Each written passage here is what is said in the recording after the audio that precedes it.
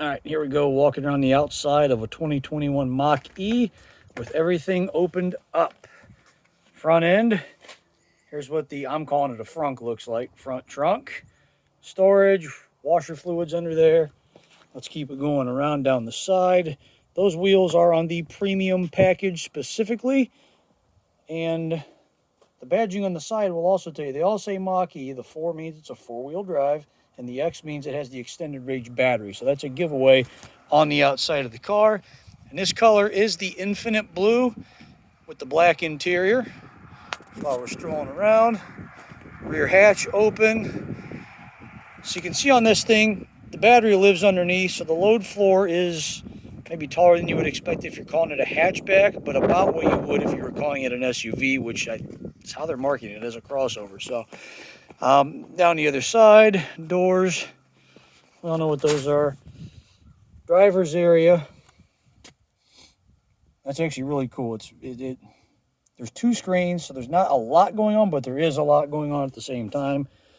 If that makes any sense, we'll make another video out of that, or we'll just keep going. So I want to start closing this up and talking about driving impressions from having, lived with it for a couple of days. And the big one for everybody is range, right? How far can I drive this thing?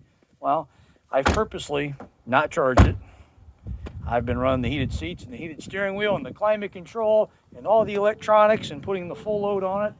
And after 120, 130 miles in, single-digit degree weather, I've still got 100 miles of range left, so I have no concern with that. Obviously I can't go cross-country without stopping to charge, but there's a network for that. So on the outside, some of the cool things, 360-degree camera, so you've got a camera right there on the nose of the car, and then there's cameras underneath of each mirror, so that gives you a 360 on the inside. The door handles are awesome, so everything's run off the fob, or the phone is a fob for proximity. So long as you've got the things, you press the button on the door, and the door pops itself open. And they went so far that if you come up and you press the button to pop the car, you cannot push it back closed until you've opened it, okay? MPEGE numbers on the window, I almost don't pay attention, if you want to be honest, because they're using an arbitrary, they're using a guesstimated number for fuel gallon cost, and they're using, an averaged or whatever number for kilowatt hours. But driving this car, it's really done well. The power delivery is so different of what you're used to in a gas car. It makes the power, the performance is the same whether you're just moving or at speed. The car handles tight, feels solid.